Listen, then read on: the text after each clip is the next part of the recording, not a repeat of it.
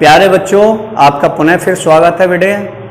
अब इस वीडियो में मैं आपसे पहला क्वेश्चन ये पूछूंगा, क्या आपने पिछली वीडियो के जो मेरे लिखाए हुए सूत्र थे कंफर्म याद किए हैं या नहीं, प्रैक्टिस किया है? अगर बेटे आपने ऐसा किया है तो ये क्वेश्चन आप लोग बड़े इजीली समझ सकते हो, ठीक है ना भाई।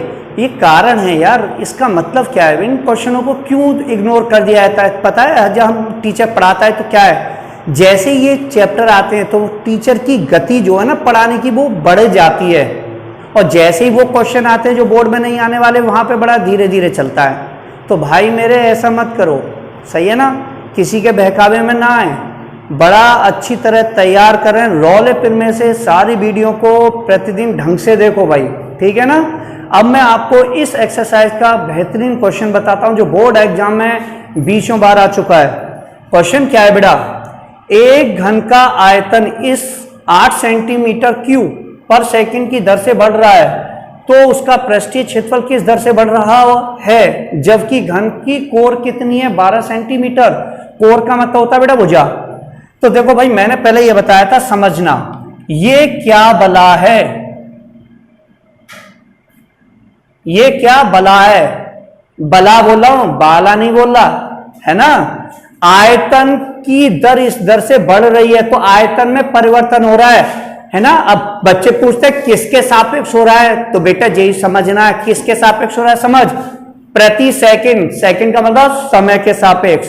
अब बताओ, मैंने आपको पहली वीडियो में समझाया था, आयतन बदल रहा है, किसके सापेक्ष बदल रहा है, टाइम के सापेक्ष। तो आयतन को इंग्लिश में क्या बोलते हैं बेटा, वॉल्यूम। तो हम इसे लिखेंगे dv/dt, यानी टाइम के सापेक्ष वॉल्यूम का परिवर्तन।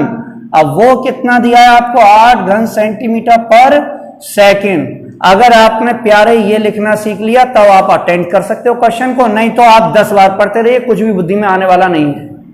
अब आप यहां पे देखेंगे उसका पृष्ठीय क्षेत्रफल किस दर से बढ़ रहा है। पृष्ठीय क्षेत्रफल का मतलब बेटा वक्रपृष्ठ। तो हमें क्षेत्रफल में परिवर्तन चाहिए, किसके सापेक्ष चाहिए, टाइम के सापेक्ष। इसका मतलब है हमें ds/dt निकालना है। अब तुम कहोगे सर s क्या है, तो बेटे s को इंग्लिश में बोला जाता है सरफेस एरिया। क्या बोलते हैं हम इसे, सरफेस एरिया। तो जैसे हम आयतन को वॉल्यूम बोलते हैं तो dv/dt हो गया। अब वक्रपृष्ठ को क्या बोलते हैं, सरफेस एरिया, तो ds/dt। और कोर, कोर का मतलब है a का मान कितना हो गया, 12 सेंटीमीटर।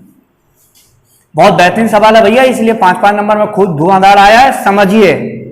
सबसे पहले बात आती है भाई मेरे कि ये चीज हमें दे रखी है, ds/dt निकालनी है, मालूम है ना बेटा। तो पहले बात है अपना बेस अच्छी तरह बनाओ। ये क्वेश्चन इतना टफ नहीं होते जितना आप लोग अपना जो एक मनोविज्ञान होती है ना वो दिमाग में बसा लेते हो, इतना नहीं होता बेटा। मैं ये कहता हूं रट्टा मत मारो कि गाइडों की तरह तुम रट्टा मारते हो ऐसे करके। तुम ये बताओ तुमसे पूछा क्या है, ds/dt। तो भैया जब क्वेश्चन शुरू कर तो पहले ये देख, पहले यहां पे लिख घन का वक्रपृष्ठ, समझना, देख कितना इजी होगा बेटा। घन का वक्रपृष्ठ किससे रिप्रेजेंट होगा, s से। फॉर्मूला मैंने पिछली वीडियो में लिखाया है, क्या होता है बोल, 6a² बेटा, होता है ना। जब 6a² बेटा ये होता है फॉर्मूला, s = 6a²।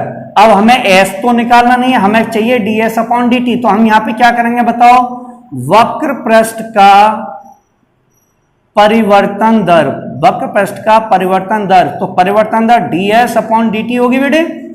हमें टाइम के सापेक्ष अवकलन करना है। फिर मैं बता रहा हूं लाला, मैंने पीछे भी बताया था, y² का x के सापेक्ष अवकलन। तो बेटा y² का x के सापेक्ष अवकलन करेगा तो पता है कितना आता है, y² का हो जाएगा nx यात n-1, और y का दोबारा करते हैं तो dy/dx। वही ये चीज समझनी है। अब यहाँ पे a² का किसके सापेक्ष होगा, t के, तो इसका अवकलन होगा 2a की घात 2-1, और फिर a का दोबारा करेंगे तो dA/dt।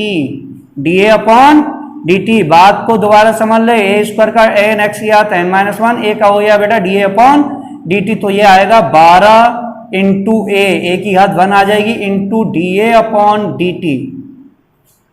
अब तुम्हें भैया ये चीज चाहिए। अब ये बताओ तुम्हें अगर ये चीज निकालनी है तो कितनी चीजों की जरूरत पड़ेगी, एक तो dA/dt की, क्या तुम्हारे पास D A upon D T है? कहूंगा बेटा सवाल में देखते हुए कहीं भी नहीं दिखाई दे रही हमें, है ना। ए है, ए हमारे पास 12 है, तो सारा झमेला कहां फंस गया? D A upon D T में। तो भैया D A upon D T निकालने के लिए हमें ये चीज दे रखी है, D V upon D T यहां से निकलेगा। तो देखो भाई, चूंकि ये v क्या है? आयतन।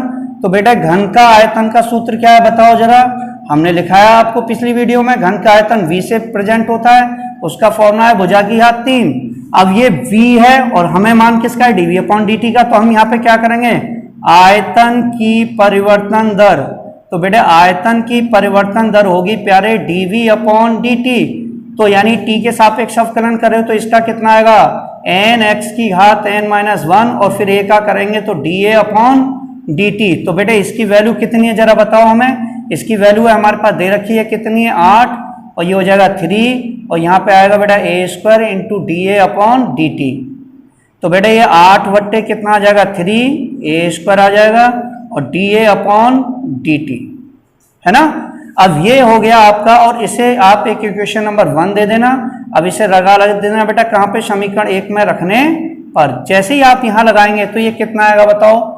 चूंकि हमें मालूम है बेटा ds upon dt equal to, मान यहाँ लगाओगे तो 12 इंटू a, और dA अपॉन dt का मान ये निकल चुका है यहाँ पे। तो कितना आएगा? 8 बट्टे 3a²।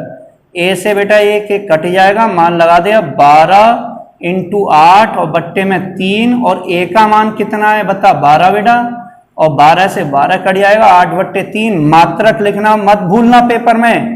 तो बेटे वक्रपैस क्षेत्रफल होता है, तो क्षेत्रफल का मात्रक कितना हो जाएगा? वर्ग सेंटीमीटर, और नीचे इसमें टाइम का क्या होता है बेटा? सेकंड। That's all answer. तो बड़ा इजी क्वेश्चन है, आप लोग आसानी से कर सकते हो, कोई दिक्कत नहीं आएगी। सबसे पहले बात है कि हमें पूछा क्या था? हमने देखा ये dA अपॉन dt इसमें हमें नहीं दिया हुआ है, तो इसको निकालने के लिए हमें v dv अपॉन dt की हेल्प ले ली और मान लगा के आपका आंसर इजीली कर सकते हो। अब नेक्स्ट इसका क्वेश्चन है, वो भी काफी इंपॉर्टेंट क्वेश्चन है बेटा। इन क्वेश्चनों को मैं आपको 1 बाय 1, जो ज्यादा सिंपल क्वेश्चन होगा उसी को छोड़ूंगा, बाकी सारे क्वेश्चन बताऊंगा मैं। क्वेश्चन नंबर ये आता है बेटे क्वेश्चन नंबर 4। क्वेश्चन नंबर 4 क्या है आपकी एनसीईआरटी की बुक में? एक घन की कोर बेटा बढ़ रही है, किस दर से बढ़ रही है? 3 सेंटीमीटर प्रति सेकंड की दर से बढ़ रही है। ये दर से बढ़ रही है। अगर इसकी दर से बढ़ रही है तो उसने आपसे पूछा है तो आयतन किस दर से बढ़ रहा है? आयतन किस दर से बढ़ रहा है, ये आपसे पूछा गया है। जबकि आपको दे रखी है, जबकि घन की कोर a = 10 सेंटीमीटर है। बड़ा अच्छा सवाल है बेटे। अगर आप इसका आंसर देना चाहते हो तो देखो भाई, अगर आप इतनी बात समझ गए हो तो आप आसानी से इस सवाल को कर सकते हो। ये है क्या? कोर में वृद्धि दर। तो कोर का मतलब क्या होता है? भुजा। तो बेटे आप यहां पे लिखेंगे कोर में वृद्धि दर।